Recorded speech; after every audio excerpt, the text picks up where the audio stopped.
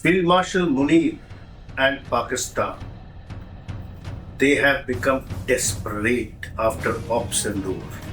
They are having problems from Afghanistan where they are having the border skirmishes. Here they are creating problems for India and they are getting for every page a big blow like in Ops Sindoor, where their back was broken by attack on their headquarters, demolition of the terrorist camps, and also they are still planning by seeing the Delhi blast, the Faridabad capture of the vast amount of explosives or items to make explosives. All this is said to be a revenge for Ops Sindoor, but is it that? So let us see in this case what has happened. And here I would like to remind all the parties to stand by the government and the central agencies which are investigating these cases and not do mudslinging at each other, because all this takes time.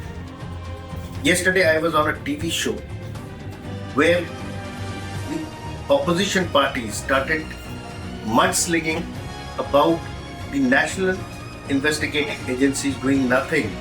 They even came to a point when they said that the army has not done its job by not entering Pakistan or capturing POK, to which I gave a pivoting reply. This you can see it in that video which is there on the channel.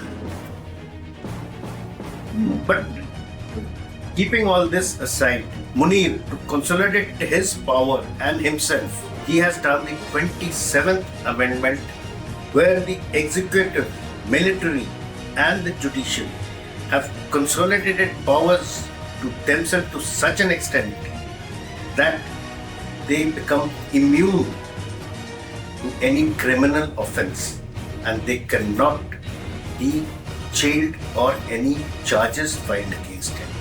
So please watch my video till the end, where I will explain what is this 27th Amendment and what are the amendments that have taken place in the judiciary of Pakistan, and also how Munir has made himself immune to everything.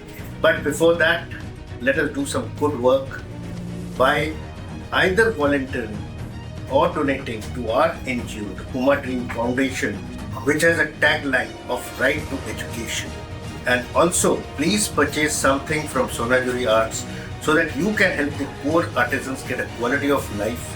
And also, all these revenue goes to keeping the NGO alive. So going on further, what is this 27th Amendment? So the Pakistan Senate approved a constitutional amendment that aims to bring sweeping changes to the country's judicial system and to the military's command structure, and there was a lot of criticism which seeks to weaken the oversight over the government and the leaders of the nation's powerful army. Pakistan has had 2 field marshals and Munir is the second one, in which he has changed the constitution in such a way that he becomes immune and gets all the privileges till death. So Munir stays above all this and stays in power with immunity throughout his life. The amendment now needs to secure a 2/3 majority in the National Assembly, the lower house of parliament, which is expected to vote the draft, and if it gets those votes, the amendment would need President Asif Ali Zardari's signature to it to become a law. The contents of the proposed amendment and the manner in which the Pakistani government has sought to push it through has sparked a lot of criticism, including from senior sitting judges and other experts of politics and also the civilian fraternity. This passing of the majority was done, and Munir and Shehbaz Sharif, who were abroad attended the meets virtually. So the 27th Amendment of the Constitution, if it becomes a law, would affect immunity from criminal prosecution to the topmost military leaders, while also reshaping the military's command structure. These would be through changes to Article 243 of Pakistan's constitution. Also, separate provisions in the amendment aim to set up a federal constitutional court, that is the FCC, among other legal reforms. While many constitutional amendments are controversial, the critics have questioned to rush that what was the hurry for such amendments. The Law Minister Asim Munir presented his amendments in the Senate and the Cabinet approved it. And after consultations within the government and with its allies, a revised draft was circulated in the Senate and passed the same evening. By contrast, the 26th Amendment, which also was criticized by the opponent, followed months of public debate. So what is this 27th Amendment to this Article 243 of the Constitution? Article 243 defines the relationship between the Pakistan civilian government and the military. The revision amends Article 243 to create a new post of Chief of Defence Forces, the CDF, to be held by the Army Chief.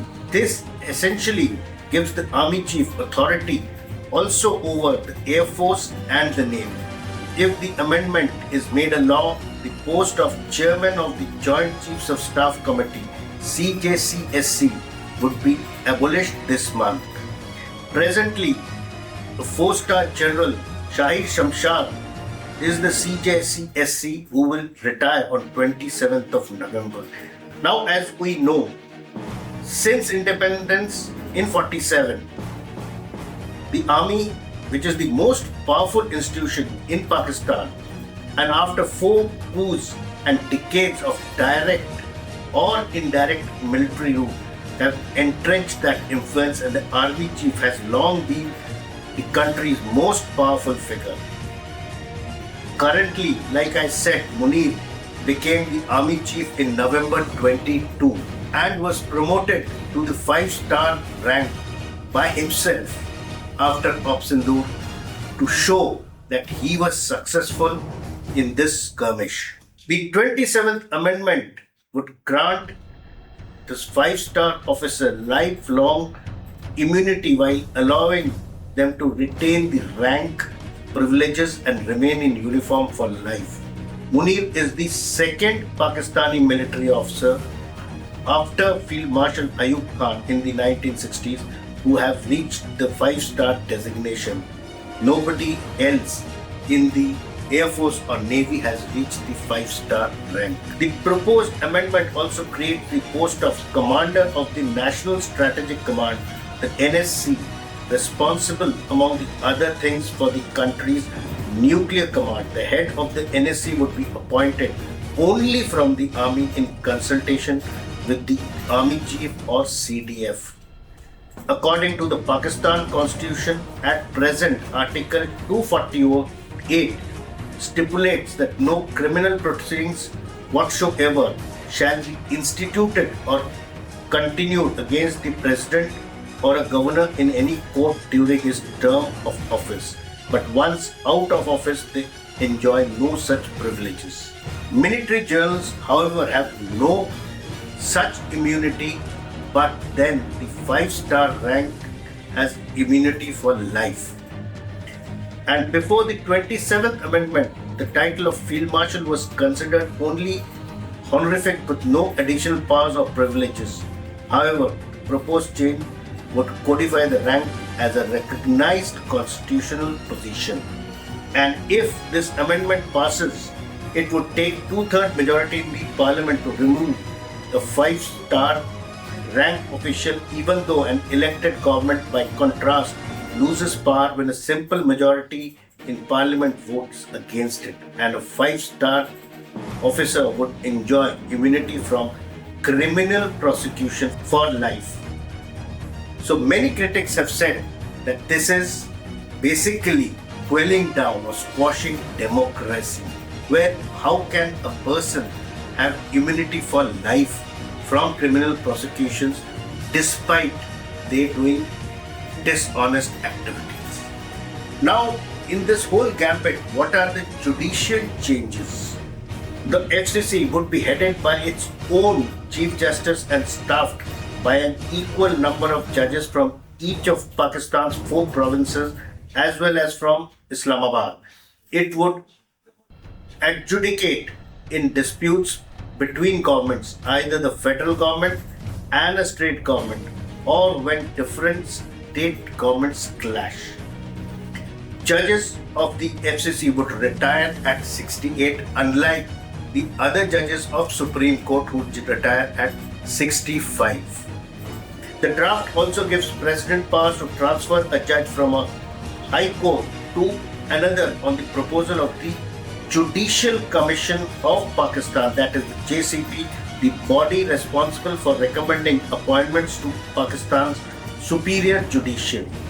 So after the 26th amendment was passed last year, the transfer of judges was to happen from one High Court to another High Court only through a presidential order. However, the judges' consent was necessary for a transfer where consultations with the Chief Justice of Pakistan and 2 Chief Justices of respective High Courts. This would change under the new revision. The President would be able to transfer a judge on the recommendation of the JCP without the consent of the concerned judge. Additionally, if a judge refuses his transfer, he would be given an opportunity to present his reasons before the JCP. And if the body finds the reasons invalid, the judge would have to retire. This also was found very demeaning and unconstitutional by the various judges and the fraternity. And here, the executive would appoint the judges who will have the sole jurisdiction to hold the executive accountable. So it appears that if this is done to shield the existing setup from judicial scrutiny and accountability, the FCC can be used to give constitutional cover and legitimacy to these decisions of this set. So despite criticism, the people who are creating these amendments have their defense ready. The government's rationale for bringing the changes to the constitution was presented in the draft of the amendment, in which it said the proposal stems from the increasing number of constitutional petitions being filed before the Supreme Court, which has significantly impacted the timely disposal of regular civil and criminal cases. Changes to Article 243, the government has said, were proposed to improve the procedural clarity and administrative structure relating to the armed forces. Also, this complete game which is being played is basically nothing but Munir trying to garner and stay immune to everything that he does, and also the judiciary to cover him up, and he strengthens the judiciary in a way for things in his favor, and also to write away any opposition that stands in his way. So this is how Pakistan is being dominated by the all-powerful army and its chief, so that all powers are consolidated in him.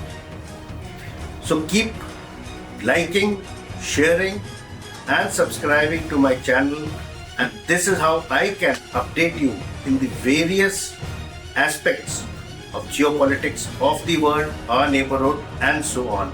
And I am available free of cost to teach you life skills and personality development. Call me on the number given below and I am there to help you out. Jai Hind.